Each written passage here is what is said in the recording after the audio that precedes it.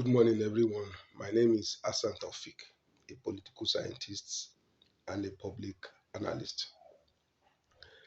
This is a political time, a politics time, campaign here and there, campaign everywhere throughout the country. There is campaign everywhere by all the political parties.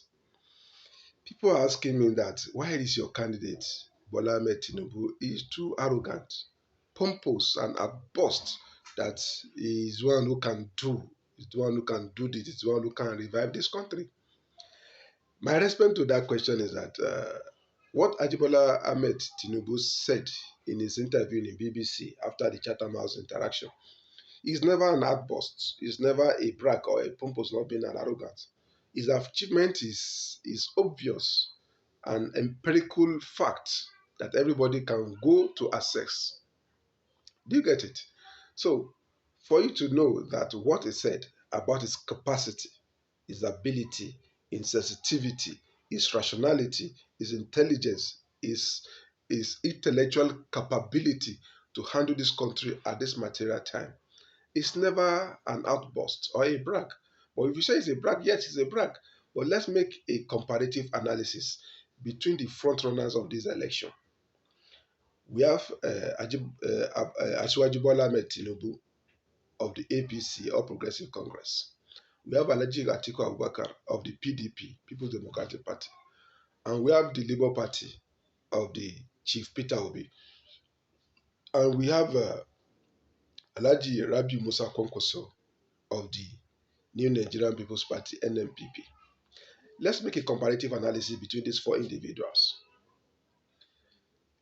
Alhaji Rabiu Musa Kwankwaso was a governor, democratic elected governor of Kano State, 1999 to 2003.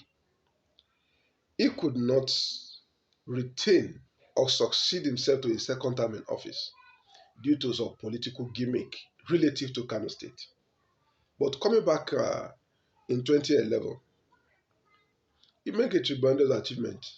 Infrastructural development, economic development. The state was wearing a new look compared to previous years before he came back for a second time. He made a very tremendous achievement politically, economically, and infrastructurally. And he established a successor in office, which could continue his legacy of infrastructural and economic plan for the state. But what happened along the line?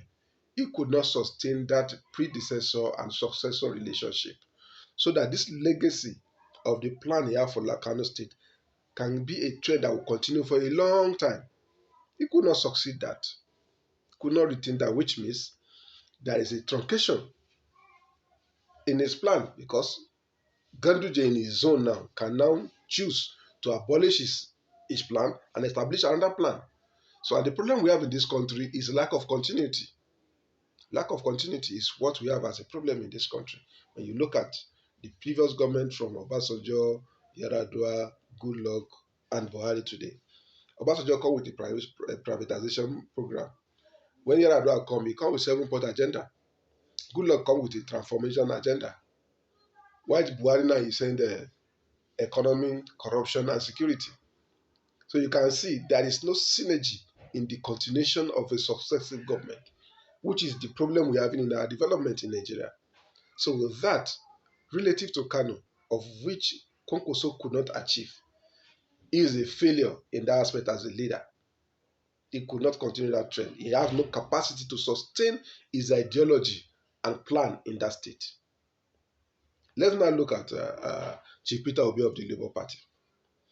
He won the election of Anambra State in 2006, and he met the IGR of Anambra State at 500 million per month, which amounts to 6 billion annually.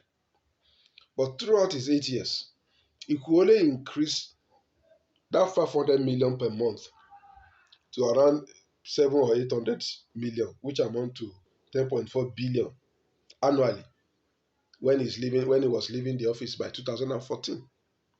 So for the period of 8 years, it could only increase annual revenue IGR of the state from 6 billion annually to 10.4 billion annually. of which that margin is not even up to 100%.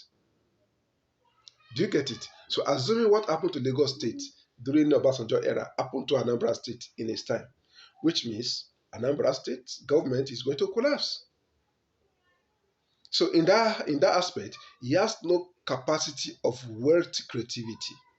And at this critical time in Nigeria, we need somebody with a wealth creativity consciousness who is creatively inclined in terms of wealth and finance. So in that aspect, Chief Peter Obi does not qualify to rule this country at this time. Another thing again, for his 8 years in office, he conducted a local government election once, and that once was 2 months to his tenure expiration. 2 months for him handing over to his successor. That was when he conducted local government election, which means for 8 years he withhold all the resources of the local government, using it for himself. So he did not allow the government, the dividend of democracy, the benefit of government, to get closer to the people. So that means he could not create a direct job, an indirect job for 8 years in the local areas. So he was appointing a stooge in local government. So he was withholding and imprisoning the development of the state, especially to the local area, to the remote villages, for 8 years. So that is person that I want to come and rule Nigeria at this time, which means he might decide to withhold all the allocation of all states for his whole time in office. So in that aspect, he lacked the capacity to handle this country at this material time, to the best of my knowledge. Now, he said he made an investment of 75 billion for the state. What kind of investment is that? You always you move across the country, clamoring that Nigeria must move from a consumption country to a production country. Now you made an investment into alcohol, a liquor in your state. What kind of production is that? Produce alcohol for us to get drunk and lose our sense of reasoning. So all the youth now should get drunk and lose all their sense of reasoning to differentiate between reality and a mirage. So that such an investment is not an investment. It's not an investment that will move an entity or a state from consumption to production. And as you can see, recently, the present governor of Anambra State, Charles Soludo, he said the investment made by Peter Obi is close to nothing. So which means that investment of 75 billion he claimed has zero return for the state. Probably that investment was even his personal investment that he claimed is for the state. So doing that with all these parameters, with this few that I've just analyzed, Peter Obi does not fit in the person who can shoulder the responsibility of Nigeria at this time. Let's now look at Alhaji Atiku Abubakar. Alhaji Atiku Abubakar was contested the election of Adamawa State in 1999, and he won the election. So fortunately, he won. Unfortunately, he was deprived of the opportunity to discharge or to discharge his executive responsibility for people to know his capacity executively. But fortunately, in the other side, he was picked as the vice president and he was given an executive responsibility because constitutionally, he is the head of the economic team. And the privatization program by Chief Olusegun Obasanjo, Atiku Abubakar as the vice president, headed that council. He is the chairman of that council.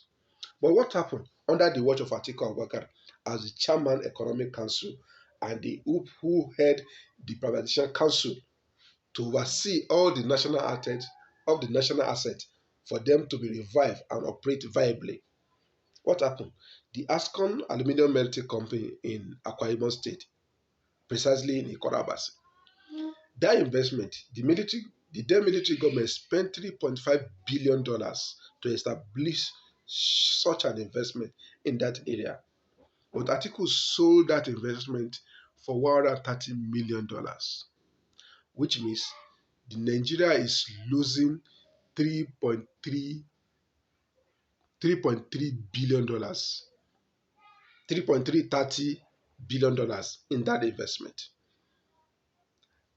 Such attitude, making your country to lose such amount of money, That is derogatory. And look at the Delta Steel company, which cost the Nigerian government $1.5 billion. Atiku sold it for $30 million, which means Nigeria is losing $1.470 billion. Somebody that does not have the capacity to think of how to create wealth, but rather to consume a wealth to zero and to even a minus zero. Because when your account is minus, that means you are holding debt. Somebody does not who has no the intellect to create wealth out of nothing, but is blessed in consuming something to zero. Because what he did in Akwa Ibom State and what he did in Delta State is consuming a wealth of a nation into minus zero. So such a man has not the intellect, has not the capacity, has not the political will to revive Nigeria at this material time. Because when he was given a executive responsibility, he fucked it up, he messed it up. So such a man cannot handle this country at this material time. Because this is an obvious fact that is available for everybody to go and verify. Now, and look at what Obasanjo said in his book, My Watch. He said, Atiku is corrupt to an extent.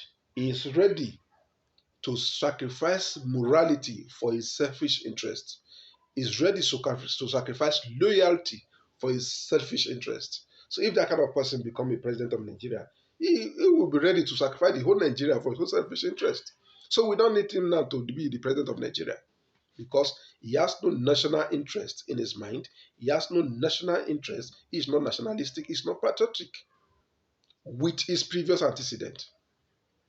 So let's now look at the track record of Asiwaju Bola Ahmed Tinubu in Lagos State. He won the election, Alliance for Democracy, his party, then in 1999, as the governor of Lagos State.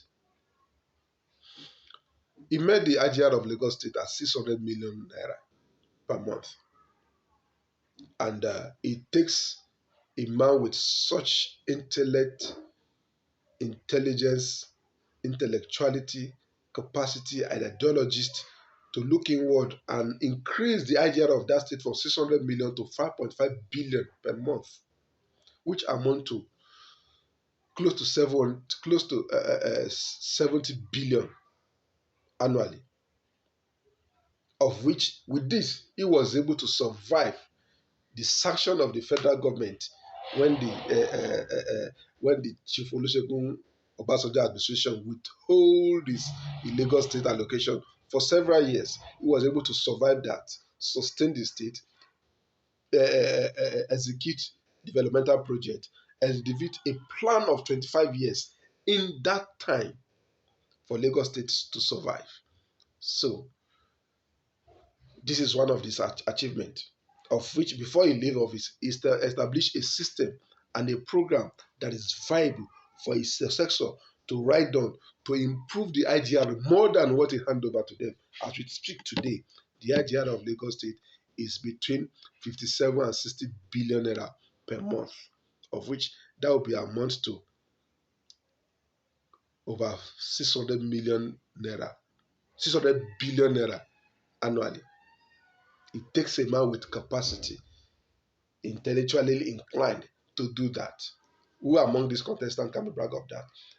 When we talk about Chief Peter Obi, he met his IGR at 500 million, but space of 8 years, he could only increase it between 6 billion annually to 10.4 billion annually. Kano State, as we speak, the Kano State IGR is still between 1.8 billion, 2 billion per month. Can you compare that? It's incomparable. Now, Asiwaju Bola Ahmed Tinubu conducted 3 times local government election before he left office. And he created 36 local development council, which the Lagos State finances the local council from the Lagos State pocket. And those 36 LCDA, that's local council development, still exist today with the 20 local government. So which means Lagos State is having 56 local government right now, that 36 local council now has made the government very close to the people. The benefit of government, the dividend of democracy has gotten closer to the people. Can you see that? That is incomparable to the previous candidates I've just analyzed. And those FCD exist up to today. The 20 local government exist up to today, and they are still financing. Look at Lagos State, with a very small square kilometer of land, is having the largest rice mill in Africa.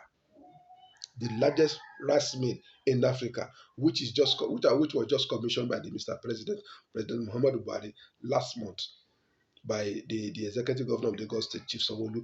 These are the 26 years plan of Asiwaju Bola Ahmed Tinubu that he laid since 2006 before he left office. Which of them has a long-term plan for their state? Either Peter Obi. Let me even compare Peter Obi and Asiwaju Bola Ahmed Tinubu now. It takes Peter Obi 8 years after he left office, when he now attended a seminar in UK, in United States of America. That is where a lecturer now taught him that there is no long-term plan in Africa. So it took him after he left office before he understand as an executive governor, you need to have a long-term plan, of which Asiwaju Bola Ahmed Tinubu has made a 25 years plan in 2006 before he left office, which those plans now are now playing out, obviously, gradually. So we need a man with a focus, with a vision and a mission, and who has the intellect and the action to actualize his ideology, which is going to play out over time. So we need a man that is going to create a long-term plan for Nigeria today. Not so this kind of man is not Atiku Abubakar, is not Peter Obi, is not Kwankwaso. So the right man for the job of Nigeria now is Asiwaju Bola Ahmed Tinubu, former Lagos State Governor. I will urge all the voters out there to vote Ahmed Bola Tinubu, the Jagaban of Borgu, for the next election that is coming tomorrow. Comes tomorrow, 25th of February 2023. The best candidate for Nigeria to vote for is Asiwaju Bola Ahmed Tinubu, the Jagaban of Borgu. Thank you very much.